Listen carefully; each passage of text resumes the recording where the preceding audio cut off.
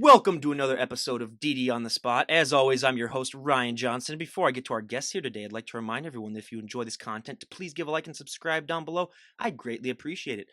We have Lindsey Dias on the podcast. She's a fitness coach. She's also a nationally qualified figure competitor and a nationally qualified physique competitor. And she's coming to us all the way from beautiful, sunny California. Now, before I ask you our first question, I have to say, what is the weather like in California today? You already know. It's gorgeous outside. I'm going to go to the beach later today, actually, and probably hopefully work on my tan a little bit. I need a little bit more bronze on these shoulders. So it's amazing. It's incredible. And, we pay a high price for it.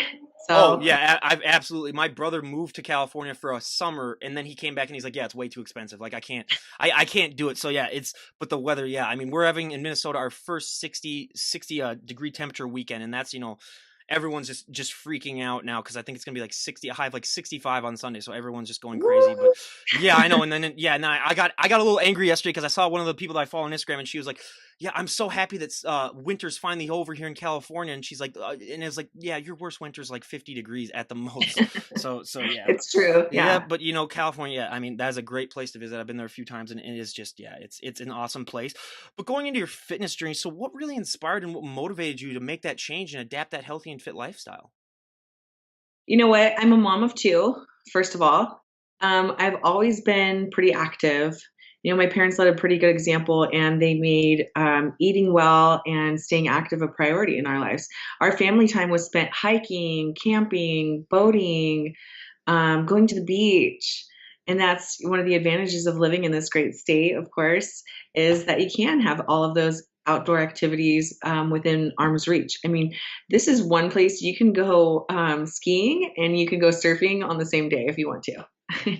It's awesome like that. Yeah, absolutely. And yeah, like in Minnesota, we got the landed 10,000 lakes where, I mean, but that's only during the summer. So yeah, you got it made where you just have that plethora of activities. And also I was going to say, everyone, one of the benefits also of working out, she doesn't look a day over 25 and she's a mom of two. It's like, come on, people. That's just ridiculous. So when you were getting started, what was really the backstory? What really motivated you to get into the gym and start lifting weights? You know what? I always like a challenge.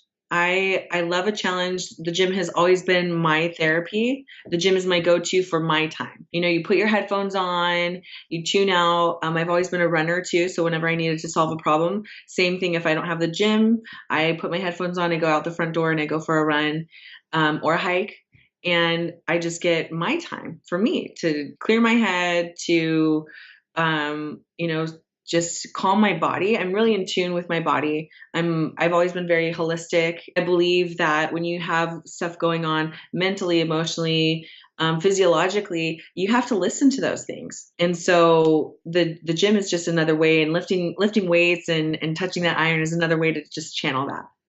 Absolutely. I mean, I always say it's just so important just to find that thing in your life that makes you feel like that and really brings you that peace and joy, because that is just so important to everyone's overall, Passion. not yeah, and passion too. Yeah.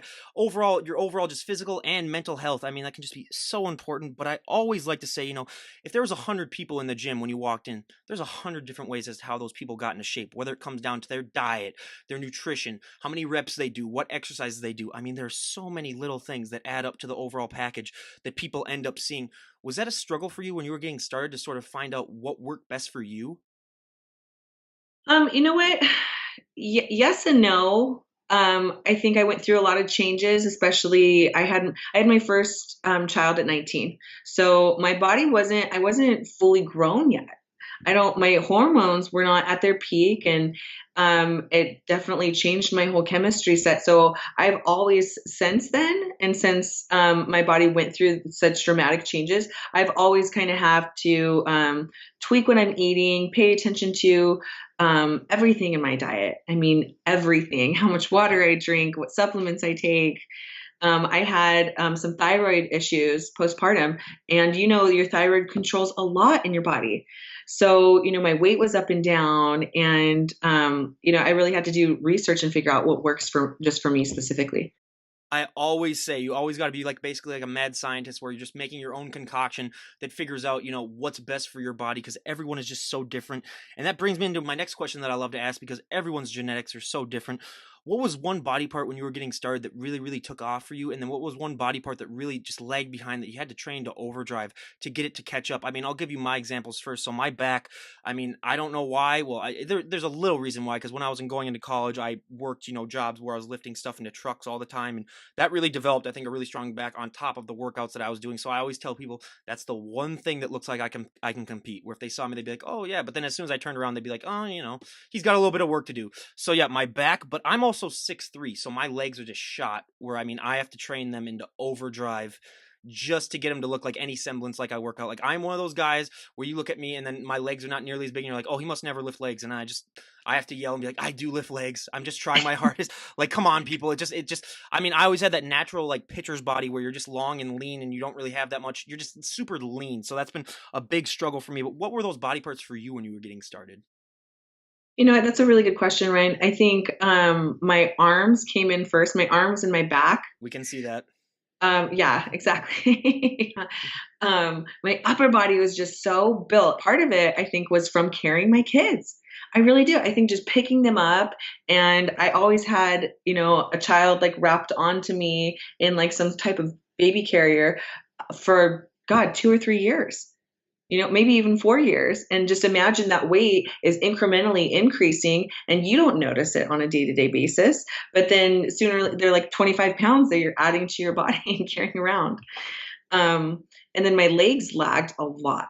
My lower body lagged a lot. And it's like you said, I think genetics plays a huge role in this. I've been really working the last 6 months and trying to play with volume. Do I need to do heavier weights? Do I need to rest more? Do I need to, doing drop sets, pyramids, reverse pyramids, hypertrophy training, forced reps, everything that you can think of to grow these legs.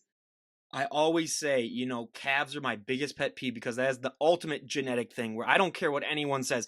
You see these guys or gals that walk in the gym with huge calves and you're like, okay, be honest, you've never worked those a day in your life. And then it's like me, I could inject pure muscle into my calves and they wouldn't even grow an inch. So, it's just one of those freaky things, which was why I love to bring up that question because so many people have that image where like they say like, oh, I want his arms or I want this person's abs or whatever. And they just don't realize that genetically you might not be able to achieve that just because it's just so important for people to realize. One of the reasons why a lot of people drop out is then because they realize over time, they're like, hey, I'm just maybe not built to do this. I mean, I'm built to, maybe just be really lean and not just be like super bulky. And it's just a big shock for so many people. But one of the biggest myths and stereotypes that I love to bust on this show, I mean, I ask it every single podcast, but it's because, I love to have this busted every single time, but it's gotten better the last 5 years because of Instagram.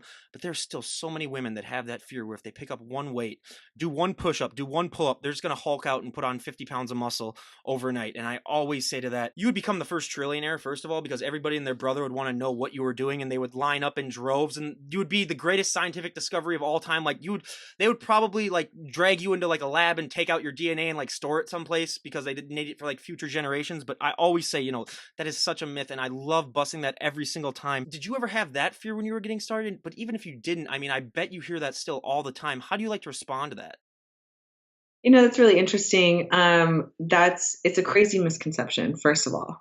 I think you need to look at the different research that has been done on building lean body mass. And people need to understand first what body recompositioning is before they think, oh, I'm just going to get bulky. You're going to lose a heck a ton of weight and get really lean the more you work out, depending on what your nutrition looks like, of course. But it's, I can't say I ever had that fear. I've always been very curvy. I've always been very curvy. And I'm comfortable with that. I've been comfortable at 150 pounds. I've been comfortable when I was pregnant at 175 pounds, which is probably my heaviest. And, I tell people to go by what they feel also. I tell my clients all the time, don't be so fixated on the scale. Go by what you feel and how you look. And that should be your guideline. If you do feel like you're bulking up or you're getting muscular where you don't want to get muscular, there's ways you can change that. I always tell the story of when I was in college and a good friend of mine, she said to me, like, Ryan, you're getting bigger and stronger. I'm noticing that. And I want to go to the gym with you, but I'm just afraid that I'm going to get too bulky. And I told her, I said, look, the amount of weight that you carry in your purse when we go out to clubs or when we go out to get something to eat weighs more than 90% of the dumbbells in the gym. And first of all, she had a very heavy purse. So I don't know if she had like a dead body in there or something like that. I don't know what she was Oh doing my in her God. spare time, but she had a very heavy purse. And I told her that and she's like, oh, well, yeah, I guess. And then she started going to the gym and it really helped her. And I mean, it's just one of those things where it's just taking that first step in there is just so important to discovering, that it's totally not a myth at all. But that also brings me to the biggest thing that I think impacts women so much more than it does men. And it's just one of those things that I love to bring up because guys, I think, already have this a little bit instilled in them ahead of time, but just the confidence boost that women get from working out. I think it impacts them so much more than it does guys because let's face it, you can have a 400-pound guy walk in the gym and he can act like he owns the place. That's just the way that some people are. But with women, I mean, that's one of those things that you can take from the gym and add to every single aspect of your life. A lot of things that you do in the gym don't really apply as much in your average day-to-day life, but that's one of those things where you can take that confidence and you can make a total change to your life. How has that confidence boost been for you and how have you used that in order to better your life? It's I really like it. I use it as an opener too. Of course, as a personal trainer, I use it as an opener when people ask me, they obviously they see that I have some muscle put on, and this took hard work. It took eating like a horse also. And lifting really heavy, of course, for a long period of time, um, progressively adding weights, going up in weights. And it's an opener for me. It's an opener to talk to people. When I went out to visit family and they noticed changes in my physique, I use that as like what, this is what I chose. This is my passion. But here's a little takeaway for you. And I love that. I love sharing my passion, but then also leaving people with a positive takeaway that they go, oh, okay, well, I can see myself maybe cooking with coconut oil instead of butter or olive oil. Even changes like that, they make a huge impact just to your overall health. It's just so fascinating how those little changes can, add up and eventually just bring a total massive change. That's one thing that I found too, just making these little diet changes, just making these little changes over time because so many people I think make that mistake where they go into the gym and they just try to do everything at once. And then they end up just being like, oh, okay, yeah, I've done too much. And then the next day they don't want to go and work out. So it's all about, just taking those little baby steps too. You don't want to just throw yourself in there. But what really got you into the sport of bodybuilding? Was it something that you were aware of before you started working out, or was it one of those things where when you started working out and seeing those changes, you're like, hey, I might want to give this a shot? What was your backstory with that? I really have to give credit to the owner of the gym that I'm an independent contractor at. Mark Gatson, he used to be into bodybuilding in his early 20s, and he's been my mentor and trainer in the fitness industry. And I kind of toyed with the idea. I was like, oh, I could do a bikini contest. That would be a great goal to get in super, super ripped condition. I was in good shape, of course, but it's like, oh man, that like super ripped. And when you're all dehydrated, your muscles are popping. You You're got like, the skeleton face and everything. right. Yeah, Yeah, you got to do yeah. that at least once in my life and see if I like it. Maybe I'd like it. And so he helped me and started training me for that. And I just fell in love with it. I fell in love with all aspects of the sport, just the art of it. It takes such time, dedication, willpower, self-discipline. It's kind of a different type. It's insanity on some levels, but I really have to give credit to him for introducing me to the sport. And then, more recently, being able to meet people like Charles Glass, Chris Cormier. It's just my mind is blown. Yeah. My mind is blown on the whole the sport and how far it really does reach the whole entire population as a whole. Well, I always say, yeah, it just takes a different breed of person to be able to go through that because just going through the preps and going through everything that happens to it, it's just it's so amazing. That's why I love to have bodybuilders on. Now, what was your first prep like? Because I always say, if you were to ask the general public, most people don't realize that just to be able to get into shape to go on into a prep takes so much hard work and dedication. But going on a prep, that is notching things up to an extreme level where it comes to your diet, your nutrition. Everything has to be so perfect. You have to have it mapped out perfectly. Was that a big adjustment for you, or was it something that you were prepared for and that you were able to adapt to a little bit more smoothly? Um, I did have to make a major adjustment. Cutting out alcohol was a huge adjustment. I love wine. I live in wine. I mean, I live in wine country. Like there's wine on every corner here in every downtown of California. There's wine tasting everywhere. Um, and so that was kind of hard for me as far as my lifestyle. My boyfriend hated the fact that we could no longer go out and have like steak dinners and cocktails and all those goodies, but you kind of like pick and choose what you're willing to sacrifice and how committed you are. There's some competitors that go, okay, I'm going to cheat a little bit here and there, and I do it as a hobby. I do it to get in better shape for the summer. Um, or there's other competitors that are like, I want to win. I want first place. I'm going to leave nothing on the table. I'm going to make everything perfect, and hopefully my genetics are as good as I think they are. Yeah, and I mean it is. I do have a sense of like that's been the variety that I've had on where you say it's kind of. I like to call them like the weekend warriors, where they just like to get in shape, for the summer. And I'm guilty. I mean, I'm And like that's that. great. I'm like that. Oh yeah, and that's great too. But it's just there's just a huge difference between some people. But you brought up a little bit about how like your boyfriend didn't really like that you can't go out for steak dinners. But what was your overall family's reaction when you started this journey? Because a lot of times, I mean, it can be mixed at times. But what was their reaction to it? At first, I think they were kind of skeptical. At first, they were skeptical. They definitely know I'm Portuguese. I'm very hard-headed and stubborn. So if I set out to do something, I'm going to do it to my fullest capacity.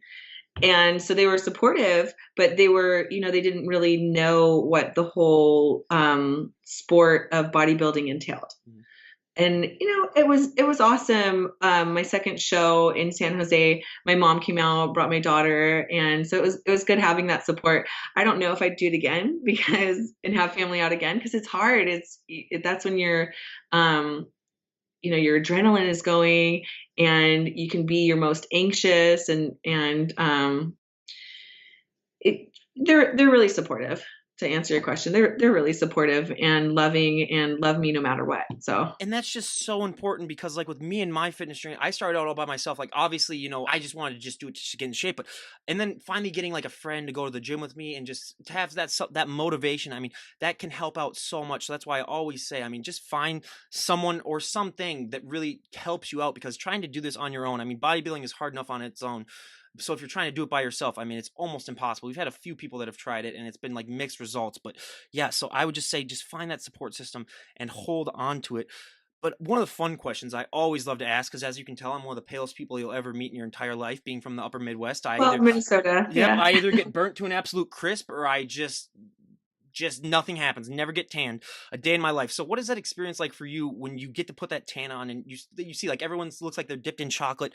You see all. I always like to say there's like a lot of the competitors say that they see a lot of muscles that they never even knew that they had. Everything really seems to pop out. What is that experience like for you? Well, it's very different for the first time, especially if you've never been spray tanned before. And as far as like the muscles popping out, I think your body goes through, and especially after you've done a few competitions, your body goes through a crazy amount of change from peak week, the beginning of peak week, up to, 2 days before the show, 24 hours, 12 hours, and right before you hit the stage. I mean, you could look totally different than between prejudging and finals. Your body, you could flatten out, you could look bulkier. Right, if you spill over, if you've heard that term before, familiar with that term. Yeah. Um, but the tan and getting super bronze, I felt like a Guidette Barbie. Like this is this is what you must feel if you're from Jersey. And I always say one of the things that people don't realize is that you have to become like a statue as well. Like you can't really sit on anything, you can't really lean up against anything. You just basically have to become, just like an immovable You can't object. pee. Yep, that too. You can't pee We if have you're heard that. if Yep. you're a woman. Like, good luck with that. Yep. We Even that, yeah. Yeah. So yeah, it's just that just adds on even more to the struggle, which is why I say I mean it just makes it so amazing just to go through that. But when I started this podcast, this is one thing that I never would have guessed. Probably the biggest shock that I learned from doing this is that, I mean, with so many of these competitors, posing is the hardest thing. I mean, it's harder than your training, it's harder than your diet. I mean, I would have never guessed that in the world before I started this. But now I like to compare it to like being a good driver. You can be a good driver, you can never be a perfect driver. You can be a good poser, you can never be a perfect poser. It's something that's always ever evolving. What has your experience with posing been like? Because I didn't know a lot about this sport and I wanted to come into my first show with a little bit of background knowledge, a little bit of experience, and at least, come as a finished product, come as a finished competitor that looked like, even though I didn't know what I was doing, that looked like I knew what I was doing. So I actually hired someone from Staten Island who represents Dara. She's clearly confident. And, she really helped me at least get the general idea of what to expect when you pose, how to frame your body, um, and how to utilize your strengths and hide your weaknesses, because that's really what it's about. Yes, we all, and I love that all the divisions base their poses on the typical bodybuilding poses. I love that. Um, but you still have to figure out what's going to work for your body type. Absolutely.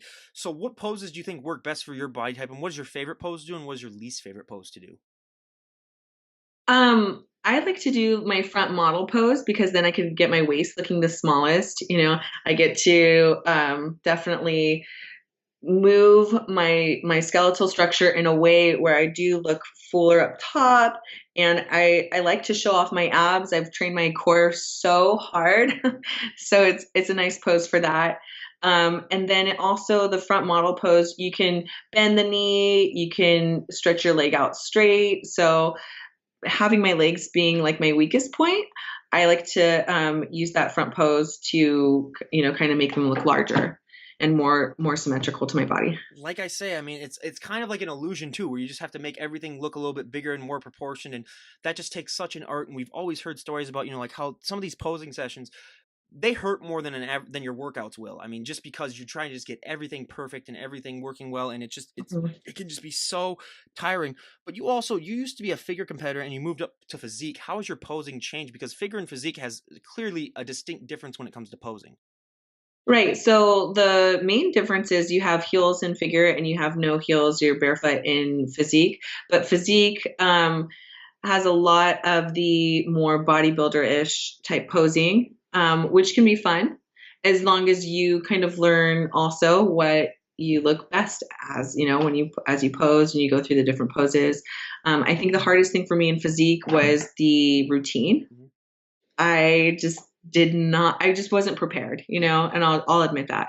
I could have practiced more. I could have spent more time putting together a routine that showcased my muscles and my physique a little bit better. Um, but, I really love both categories. And it's hard because I think I'm fighting my body type to stay in figure, but I think my body type is more built for physique. Well, let's see. Can you give us a front double bicep real quick, and then we'll see. And she's a mom of two. Everyone, I just got to remind everyone. Yeah. Okay. So I know. Let's Good, see. good God, everyone. So That's that, awesome. That's awesome. Yeah, yeah. mom of two. Everyone. Yep. Jeez. And this, it's fun too, right? It's just like seeing when you go to the gym, seeing little things pop out and going, oh well, my rear delts could use a little bit more work, and I don't want my tries to overpower my buys, and it's just like that type of artistry is just so it's fun. It's fun for me. Well, absolutely, and it's just like, and you're your own artist basically. You can decide what you want to make Yeah. bigger and what you. I mean that, and that is just so appealing. And I totally agree. I mean, it's just so it makes it a lot more fun too. Just realizing that all these changes that you can make.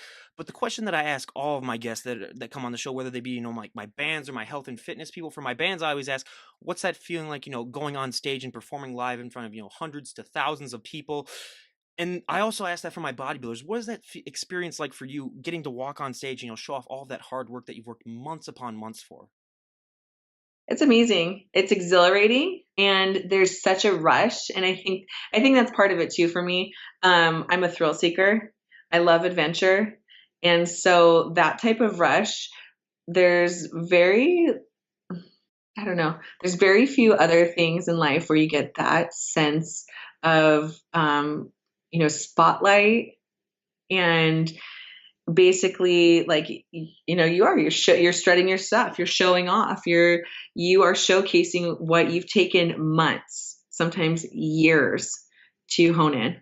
And that's just another thing. Like I said before, where find that one thing in your life that really just brings you that much joy. And a lot of people just say that about stepping on stage too. So I always say, just stick with it, because we're on this planet for such a short amount of time, and just find what makes you happy and what you're passionate about, and just stick to it. But one of the things that I find even more impressive about the bodybuilders and the bands that I have on is that, I have bands, they go on stage, for like 2 hours to perform a show, whereas bodybuilding, sometimes you're on there for like a minute at the most just to do. Right. So what is that feeling like? I mean, you put in all this hard work and all these months upon months, and just, I always wish that there'd be like one bodybuilder that would film 24/7 their day, like their daily routine of like what they do, and just people can see just like the struggles and the blood, sweat, and tears that go into it. But just to be on the stage for sometimes that short amount of time, is that a struggle to sometimes sort of psych yourself up for the fact that like I'm doing this only to like be on stage for a limited amount of time? You know, it's that is the catch 22, is that you've spent so much time, Yeah. but you get such little time to showcase it. I think it's worth every second. Don't get me wrong there. And I think, Ryan, you have a great idea as far as having a camera crew follow a bodybuilder around and seeing what their day-to-day life is during prep. Yeah. There are so many little things that you have to do on a daily basis for the outcome to come out perfect, Yeah. I mean, or as perfect as you can make it. and so many people just don't get that too, because they think that, oh, they just go and they just work out, and it's like they don't even realize that the nutrition for it's like 80 to 90% of it. I mean, just getting all your meals done. I mean, just meal prepping alone. I mean, I look at some of these people's like meal prepping stories, and I was like, oh my God, I could not spend that much time just doing my meals over and over. I mean, it just shows the dedication and the hard work that goes into that. But now we go to one of our fun questions again. So what is your go-to post-show meal? What do you like to eat the most after a show? Ah, this is so bad. Donuts. I know, so bad, right? What's your favorite Donuts, flavor of donut? maple bacon. So bad, Never huh? had that, but it just sounds delicious. I'm like a fat kid at heart, I think. Hey, yeah, I mean, and like you said, you eat like a horse basically to maintain that shape, and that's one myth too that a lot of people don't realize, is that a lot of people think that you're gonna need to, eat less if you want to put on muscle and slim down, but you're gonna be eating more than. I mean, we've had people that have started out at like 300 pounds. They eat more now at about 150 than they did at 300. It's just that it's the right amount of food, and you're using it as fuel for your workout. So yeah, but I mean, I always say that if I ever competed, I would just rent out a Five Guys for the night, walk in with $1,000, and just say, you know what, here's the deal. Three options: I'm either gonna pass out, I'm gonna throw up, or I'm gonna die. But either way, I'm getting in all of my food. You're gonna feed Oh. me. You're gonna feed me for the night, because yeah, I mean that's my cheat meal. I try to get that, like once a week. I'm actually gonna have that tomorrow. Say I'm even, my mouth is starting to drool, just even thinking about that right now. But one of the most important questions that I love to ask on this podcast, and this is another one that I also ask, every guest that I have on, because, or health and fitness wise, I should say, because it is so important and it's not talked about, I don't think, enough, is that one of the biggest misconceptions that people have, especially my friends who might walk up to me and say, like, hey Ryan, I really love watching your podcast, but one of the things that they're shocked by is that they don't realize that these guests that we have on that do bodybuilding, that look that you present on stage, that is not a sustainable look. You're not going to be able to look that way 365 days out of the year. I mean, so many people look at that, and they're sort of misconstrued by the idea of, they're so used to seeing like these weight loss shows where people lose a ton of weight and then they are able to maintain that shape just, by working out and being healthier. They think that that same thing applies to bodybuilding, but they don't realize you have manipulated your body into it's unhealthy. I mean, we can be completely honest. I mean, It you are is. not going to be able to maintain that look. And for a lot of people, that can just be a huge struggle. What was that like for you, figuring out, first of all, I mean, that like all of this hard work, like I said before, like all of the hard work for going on for just a short amount of time, but what was that like also, finding out that, like all this hard work, all this training that I put in months upon months of just working my tail off, and it's not going to be able to be a sustainable look. Was that a struggle for you at all? It wasn't a struggle, because like I said, I've always been really curvy. So the fact that I even can have during off season, I can even have a six pack, like, okay, great, I'll take that. Yeah, I'm a little bit heavier than I would be on stage, but that's okay, because that stage weight is, and especially for women, it is so unsustainable. It's just not, you don't want to be at such low body fat. I mean, for women especially, then hormonally you stop having your period. You just, things happen that aren't healthy or natural. And so coming from a holistic standpoint, you don't want to stress your body out in that way too much. It Last year, I think doing 4 shows was a little bit stressful on my body. I wouldn't change it, but you do have to listen to your body. And if you rebound really bad, well, maybe there's a reason for that. Mhm. Maybe you went too far. I actually had a really good conversation with a makeup artist who does makeup for the pros, like Miss Olympia, and the top 10 figure athletes. And her words were that if you pass out in the makeup chair, you're probably going to win. Mhm. If you pass out, your body is so dehydrated and just so tired because you've worked that hard and you're peaking right before your show. It gets down to that's where you have to take your body. You have to get that low body fat. I always remember one of the conversations that I had a couple of months ago when I had a physique pro on the show, and she was at her current. She was like just like a week out of a show, but she was still at around 2% body fat at like 150 pounds. So that means that there's about 3 pounds of body fat in there. So I was just like what is like I was gonna say, I always make the joke like I can see her heartbeat. That's how lean she was. Like it was, but she was like super huge too. So I was like, "Oh, that is just unbelievable." But yeah, just those extremes that they go to. I always tell people it's like who want to look like that. I always just say, but just make sure you know that that's what it takes. I mean, that you are going to have to just work your butt off and do. I mean, there's just so many other things that just apply to that that are just it's just so fascinating to see what that. And I mean, it's awesome too to look and see what that body can do, but just realizing that that is not going to be sustainable. That these athletes are not going to look like that. And I always like to make the saying, just like starting your own business, you got to spend money to make money. You got to put on weight if you want to put on muscle too. I mean, that's just a go-to thing that I think a lot of people need to realize. And still, like I always say, like you right now, you still look better than 99% of the women on this planet. So it's just one of those Yeah. things too, where I even struggle with that when I came out of college and I just realized, like, hey, I'm not going to be able to work out 2 hours a day because I'm getting a full-time job and it's going to be a little bit more difficult. And then when people come up to me and be like, oh, you look great, and I was like, don't try to flatter me. I don't look that great. Like I put on a little bit of fat, and then they're like, no, you do. And then I realized that, hey, I still look better than a lot of people. So I took it with a grain of salt. But two of the questions that I love to ask again, all of the health and fitness guests that we've had on, and for me, I mean, when I started going to the gym in college and getting bigger and stronger, there were so many positive things that happened with that. But one of the negatives is that you're going to get asked to move a lot of people's furniture. You're going to get asked to open a lot of pickle jars. I mean, I'm still at home with my parents for the next couple of months before I move out, and every single time they come home with groceries, I have to basically lift the car into the driveway and then carry the groceries in. Has that been a similar experience with you, where people take one look at you and then they just assume that you can do favors for them? No. Lucky. As a female and um someone who carries herself, like I feel like I carry myself well. Where and by that I mean I have self-respect in the way where I have boundaries. I'm not just gonna be, I'm helpful, of course, but no one is gonna ask me to move furniture, thank goodness. Lucky, lucky. I always say it's a double edged sword for me because I mean, being 6'3", I could have zero muscle at all, and I'd still get asked, 24/7 to, oh, tall guy can do it, tall guy can do this. So like even last summer, every other weekend was, hey Ryan, I'm moving out of my parents' house. You want to come help me move some furniture? And I'd say, first of all, I don't want to help you, but I will. But I was just like, and don't expect me to like, just come over skipping and being all la di da. But yeah, so that's You know what though, Ryan? My boyfriend actually has less sympathy for me because he knows how much I'm beating myself up in the gym. So if I ask him for something, he'll say, "No, you can do that Mhm. yourself." Yeah, that's one thing too that's one thing too, I guess. But yeah, I mean, just yeah, I hear that all the time. It's one of those things too where even for me too, like just getting asked to arm wrestle all the time too, which I mean, that was ridiculous. And I even told him, I said, look, if you want to test like a real strength thing, let's go to a gym and let's have like a military press off or something like that. I mean, if you really want to test like how strong someone is, but yeah, it's just one of those things that you have to kind of get used to when you put on that amount of muscle. But the second question that I love to ask all the health and fitness guests, and again, this is a multi-million-dollar idea for anyone out there, but when it comes to clothes for fit women, I always love to say, fit guys have their own problem when it comes to clothing, but if you're a fit woman, I mean, your clothing options can be limited. I always love to say, I mean, jeans are not your best friend because if you have a big lower body and a small waist, jeans are not made for that. If you have big, Mhm. broad shoulders, dresses aren't your best friend either.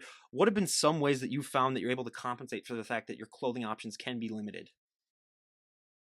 Um, you know what? I just kind of figure out like what works for me. I still use a lot. I still, of course, I can't buy a whole new wardrobe, but I end up, and because of my profession, I end up wearing a lot of athletic clothing most of the time. If I'm wearing something more casual or it's a date night, then I will opt for a stretchy fabric. So that helps. And also, you know what? I'm not, if it is tight fitting or um, it may not be the most flattering to some people. I'm really not. My body's gone through so many changes, and my physique has gone through, a lean body, skinny, pregnant. This I feel like is my bulkiest right now. My frame that I'm sitting at is my biggest that I've ever been, and I'm okay with it. It's just you just have to have that confidence that you ultimately will decide what your physique goals are, and whether fashion plays a role in that or not, whatever. Well, and I always say too, I mean, it's just so important to just realize that I mean, it's like you may not have, as much clothing options as much, but you can still rock, whatever you want. You can still rock tank tops, you can still rock whatever. And I always say, because I had two guests on my show that were fashion designers, and I said, I have all these guests that are just basically they're dying to get some good fashion out of it. So I told them about it, but they haven't got on it yet. So if they're still listening to these podcasts, get on it, because I have a plethora of guests that would be more than willing to, get some clothes that are really adjusted for healthy and fit people. But you're also a mom of two. How are you able to balance being a mom of two? Because I always say, like being a mom, that's a full-time job in and of itself. How are you able to balance that and still maintaining this healthy and fit lifestyle and your job as well? Is it just a lot of time management, or what are some tips that you have to juggle that? Definitely time management. My days usually start at like 4:30, 4:45 in the morning, and they don't end until 9:30, 10 o'clock at night. And my coach hates that because I need sleep. I have to get sleep. So I try to get naps where I can, if possible. My girls are really supportive, and thank God they're older, because I couldn't do this with small kids. It's nearly impossible to do right now. So I couldn't imagine if they were any younger and needed more of me in their lives. So, one thing that I did to change the way that my life could support my passions was becoming a personal trainer. I went to school to actually be a teacher. And, I look at this as just teaching, but in a different form, really. And it's been cool. I've had opportunities to actually go and work with kids still, but in physical fitness. So, Well, and let's be honest, as a personal trainer, you're also sort of like a therapist too, as well. I mean, that's one thing oh, that we've yeah. learned all. That's one thing that I've learned all the time. I mean, you basically are just dealing with everyone's journey. But how important is it to you also? Like you said, you also have worked with kids in the past. But how important is it to you to be that big inspiration to your kids? Because with the obesity crisis and everything that's going on, how important is that to you too, to still have that positive image and still just portray that as like you can be like this and you can be healthy and fit? Oh, it's awesome. It's fantastic, and it's empowering. It's empowering for them to have a strong role model for them to look at. As their example. They're so proud. They're like, "Oh yeah, my mom's so strong." I hear them talking to their friends and stuff, and that's great. But we also, I bring them into the kitchen and we talk about our food choices, and I don't buy a lot of junk. I can't. That'd be too tempting. No. But they understand that they turn the label around on the ice cream. Sometimes I'll let them, the ice cream man drives around, and I'll let them take $2 out of the drawer, go buy an ice cream for themselves. And they read like the sugars in there, and oh my God, Mom, there's 30 grams of sugar in this one ice cream. I should eat half of it. And I'm just like, oh my God, yes, yes, that's it. So when they're monitoring their own intake, their own nutrition, and taking responsibility and ownership of it, I'm done. Like, that's great. So they're gonna be that one kid at the birthday party that's just like, oh, there's too much glucose or there's too much high carbs in this cake for me.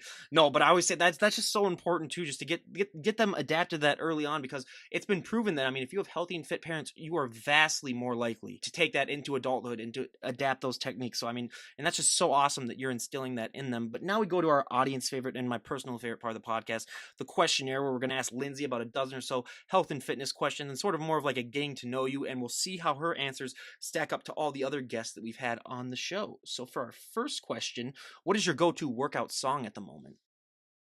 Ooh, my go-to workout song. I like, what is it called? Let me find this out. Because I want to give you the artist, like the correct artist name. Yeah, I like Body by Loud Luxury. I love that song. It just like pumps me up. sounds I'm like familiar. hyped. Yeah. Yeah. I'm like ready to go. It's got a great beat. I do like R&B, hip hop, and rap for when I'm working out. Mhm. Um, So, and typically that's what's on at the gym in the evening hours. So that also gets me pumped to lift and to go for it. That and that's awesome. And for me personally, I gotta have my old school '80s, just my cheesy '80s music. Where I Ooh, mean, yeah, that's my definitely white my snake go-to. cheesy or what? Oh yeah, yeah. You hit it right on the nail. I mean, and not even just here I go again. We're talking about is this love or like others like White Snake is one of my main bands. But yeah, even when I'm working sometimes, and I know that I'm not going to be around that many people, I might crank a little bit on my headset. But like I have a gym at home, but it's not. I don't really call it like a gym. It's just a few dumbbells, a few exercise equipments. It's enough to maintain a pump. Basically, it's not enough to like really do something.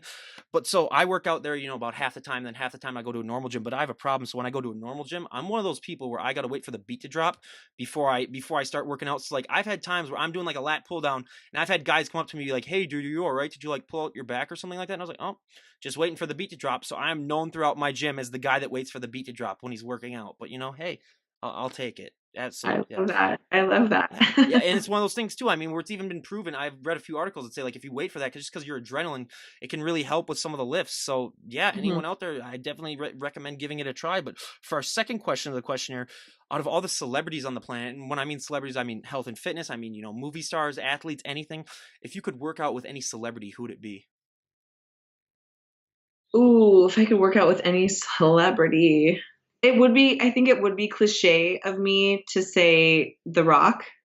You've probably had that so Ninety many percent of times. our answers have been The Rock. Yeah, I was gonna make it, so I probably will after this. But I was gonna make it And say you other can't than say yeah, other than Dwayne The Rock Johnson. Yeah, but yeah, okay, other than Dwayne The Rock Johnson, if you had a other chance. than Yeah, Dwayne The Rock Johnson, who would I love to work out with? That would be like super fun. I think it'd have to be someone that was like high energy, super fun, and really, really upbeat. Um, probably a professional athlete, probably a pro athlete, um, male or female. I don't think that would matter. Dana Lynn Bailey looks like she would probably be really fun to work out with, to be quite honest.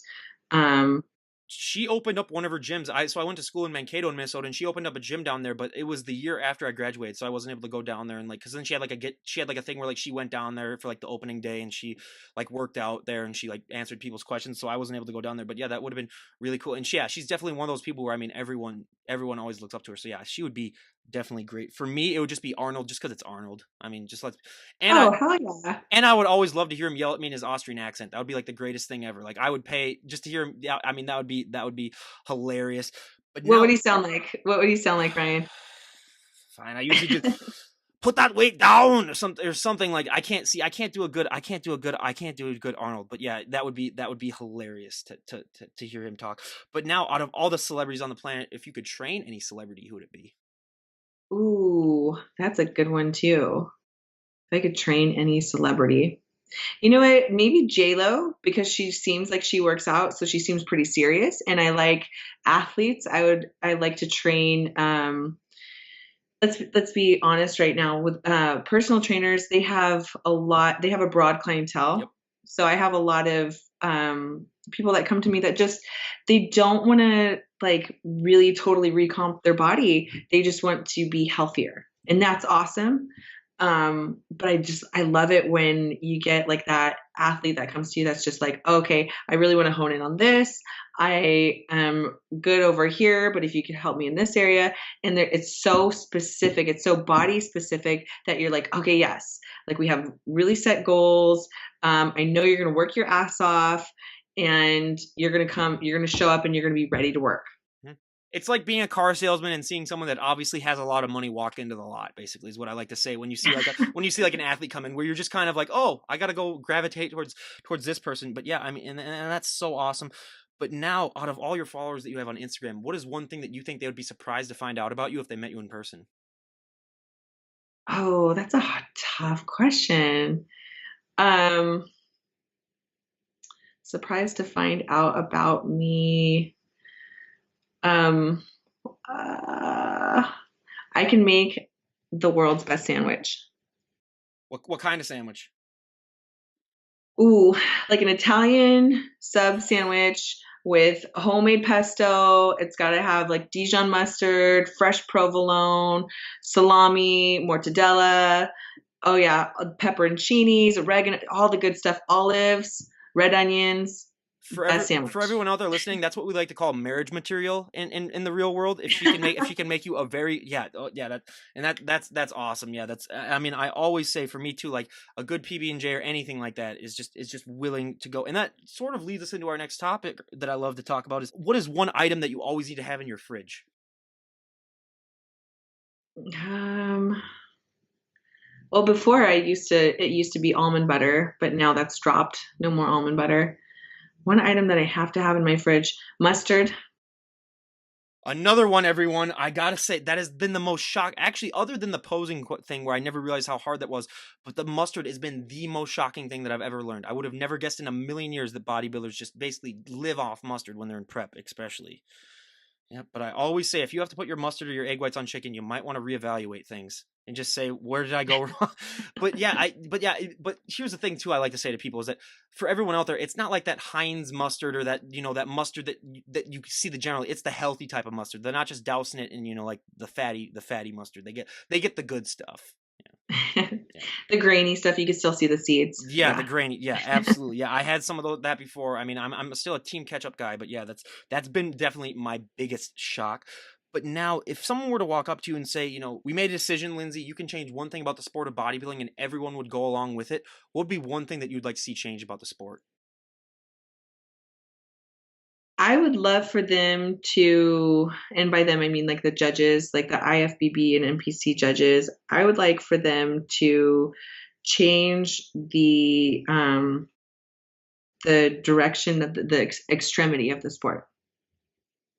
It gets a little extreme sometimes, guys, and like you mentioned earlier, it's not that healthy.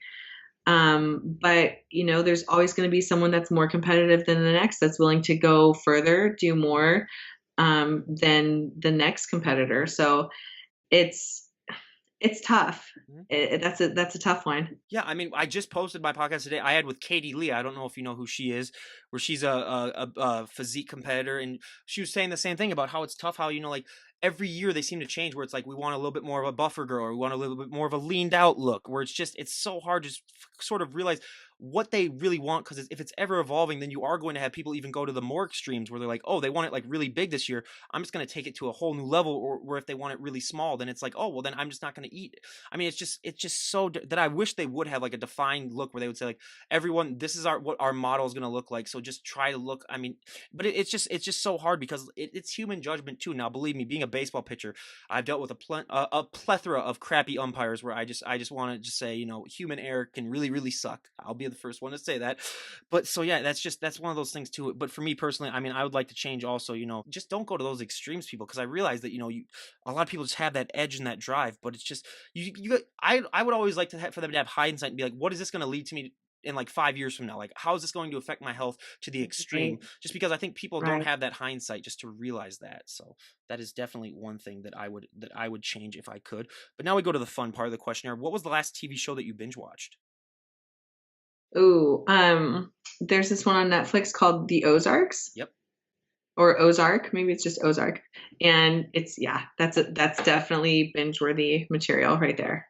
I mean, come on, like a classic. You have like the classic family, like a boy and a girl and a mom and dad, and they are covering for a cartel. They're washing their drug money. So it's pretty interesting. I have heard about that, but I haven't watched it, so I'm definitely need to go and give that a look because it has been praised a lot on this show. And for me, I Man, you're actually from the Midwest. Come on, I know, I you know, know. Yeah, all us Midwesterners up here, we always got to be into it. Yeah, believe me, that's yeah. So, what state is it set in? First of all, Missouri. okay. Well, that's not. That's a little bit of the southern. I have a friend that Oh, goes to it's college in south. Missouri. Yeah, it's a little bit south. Yeah, I'm in the so-called upper Midwest of like Minnesota, Wisconsin, Iowa, and the Dakotas. But no, yeah, all those shows are absolutely great. But now everyone has one. What is a guilty pleasure movie that you enjoy? Um, I see. I don't have a lot of time for stuff like this. That's That's one thing hard. that I always say. Yeah, too. Yeah. That's hard. You know what? If I'm doing dishes, or folding laundry. Sometimes I'll turn on some Real Housewives. I'll Oh be yeah. honest. It's like junk food. It's total junk food and it's garbage. It's absolute garbage.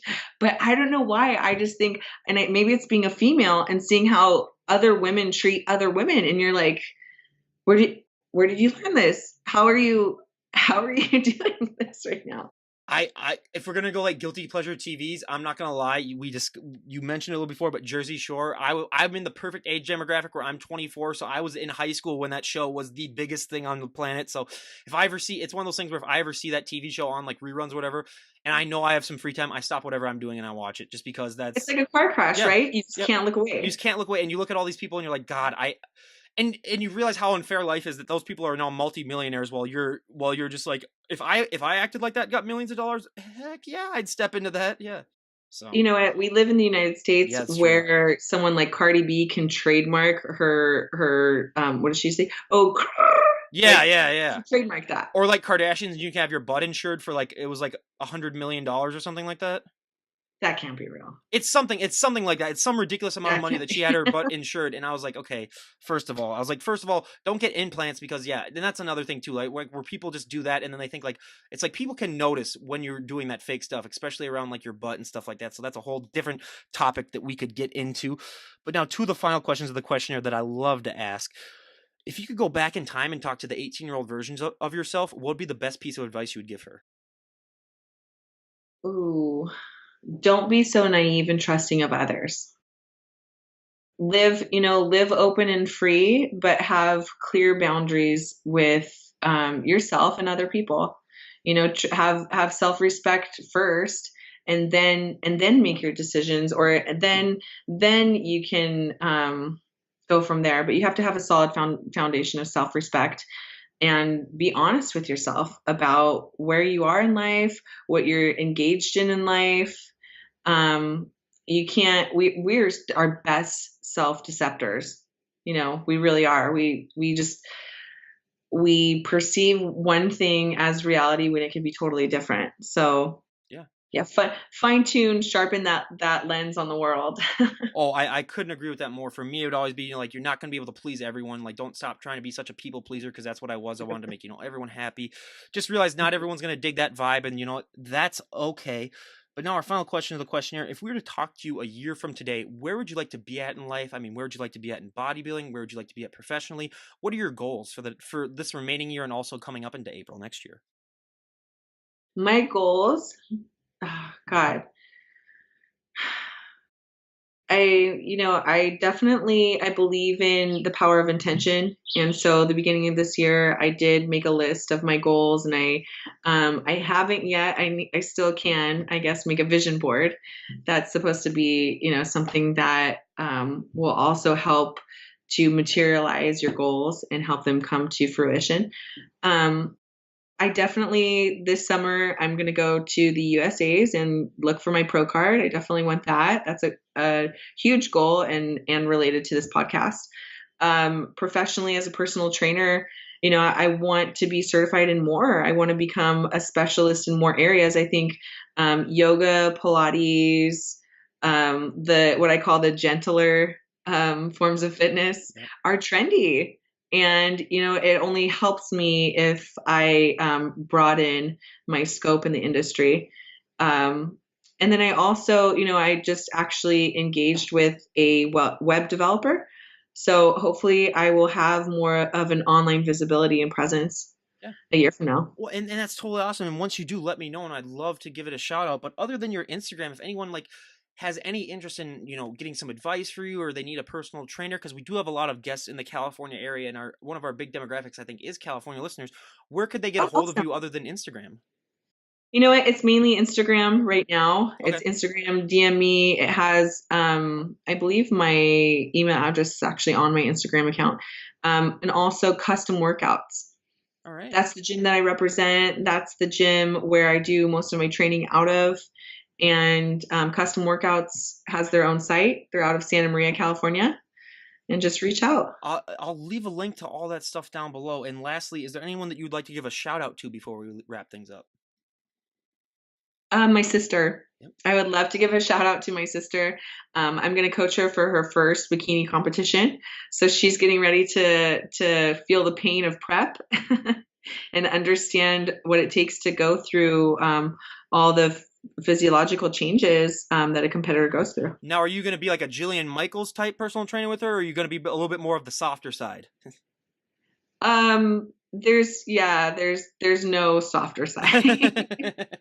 Unfortunately, I mean, this is funny because I had another trainer's client came in and he's like, "You're looking really fierce," and I was like, "Oh, I'm feeling really sweet today." Yeah. Um, but yeah, I think you are who you are, and you should absolutely play up those strengths and don't try to tone it down for anyone. 100%. I couldn't agree more. And again, everyone, go and give Lindsey a follow. I'll leave a link to all of her Instagram stuff down below. And we wish you nothing but the best of luck in all of your future competitions I honestly think you look amazing and you're going to be doing great.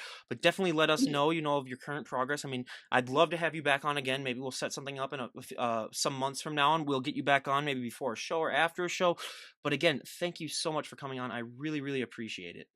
Thanks, Ryan. Absolutely. So again, you guys, this is Ryan Johnson, DD on the spot, signing out. Have a great day, everyone.